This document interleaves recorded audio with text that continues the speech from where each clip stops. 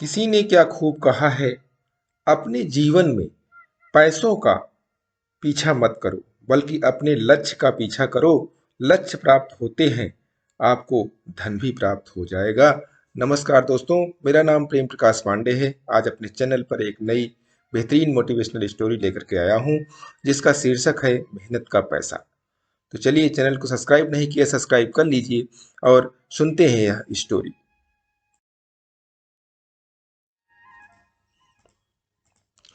एक गांव में एक बूढ़ा व्यक्ति रहता था, श्रीचरण। वह तीर्थ यात्रा के लिए जाना चाहता था। उसने अपने सारे जीवन की कमाई 1,000 स्वर्ण मुद्राएं एक पोटली में डालकर अपने भाई कांजी को आम के बगीचे में एक आम के पेड़ के नीचे दे दिए और कहा, भाई कांजी, बहुत दिनों से तीर्थ यात्रा पर जाने का मन हो रहा है। सोचता हूँ कल ही निकल जाऊं। यह मेरे जीवन भर की कमाई 1,000 स्वर्ण मुद्राएं हैं। इन्हें मैं किसी और को तो नहीं दे सकता। तुम मेरे भाई हो, मेरे विश्वास पात्र हो, तुम इन्हें संभाल कर रख लेना। मैं लौटूंगा तो तुमसे ले लूंगा। उसका भाई बोला, हाँ हाँ श्रीचरण भैया, आप निश्चित होकर जाइए, मैं आपकी अमानत संभाल कर रखूंगा। कुछ महीनों बाद जब श्रीचरण तीर्थ यात्रा से लौटा तो उसने कांजी से अपनी धन की पोटली मांगी। भाई कांजी, लाओ, मेरी अमानत मुझे लौटा दो। इस पर कांजी ने बोला, धन की पोटली? कैसी धन की पोटली? यह क्या कह रहे हो भैया? आपने मुझे ऐसी कोई पोटली नहीं दी है। श्रीचरण गिड़गिड़ाया, कांजी, वही पोटली जो मैंने तीर्थ पर जाने से पहले मैंने तुम्हें दी थी, जिसमें मेरे जीवन भर की कमाई 1,000 स्वर्ण मुद्राएं थी। कृपया मुझसे मजाक मत करो, मुझे मेरी पोटली लौटा दो। कांजी गुर्राया, आप किस पोटली की बात कर रहे हैं? लगता है कि आप सठिया गए हैं। कैसी बातें कर रहे हैं? आपने मुझे कोई पोटली नहीं दी है।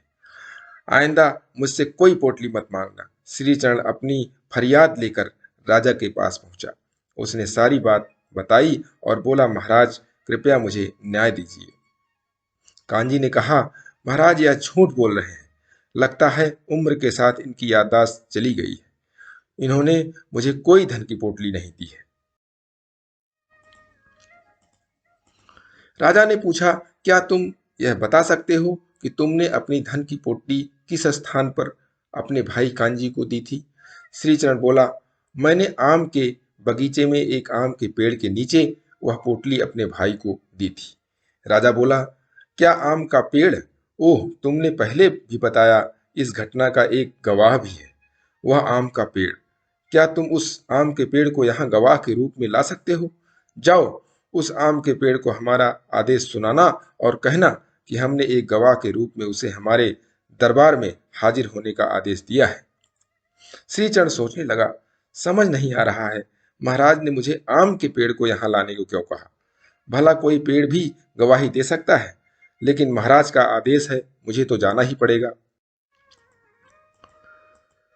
श्रीचरण आम के पेड़ के पास गया।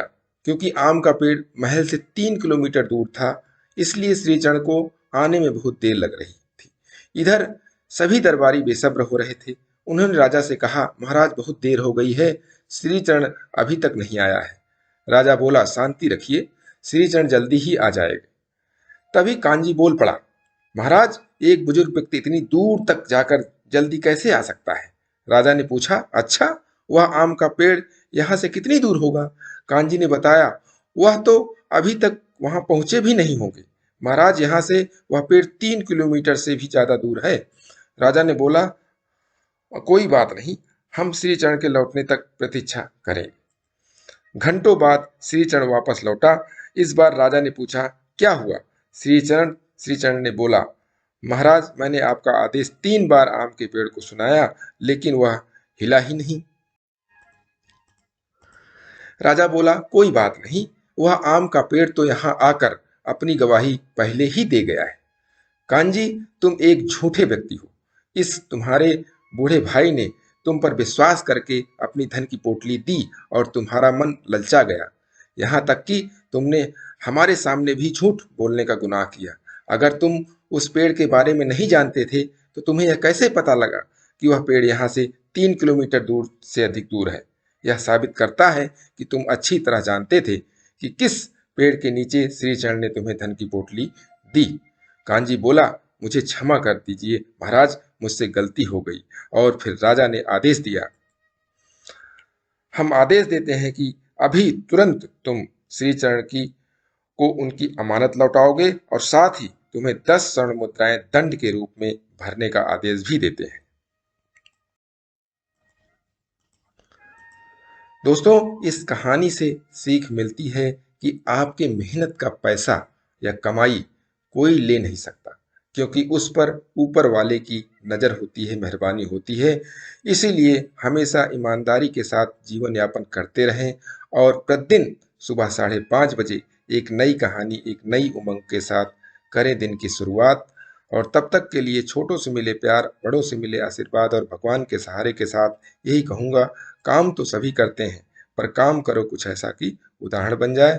स्टोरी अच्छी लगी लाइक कीजिए, शेयर कीजिए अपने इष्ट मित्रों में और कमेंट्स कीजिए। और अभी तक चैनल को सब्सक्राइब नहीं किया, सब्सक्राइब कर लीजिए और नई नई मोटिवेशनल स्टोरी पाने के लिए प्रेस बेल आइकन।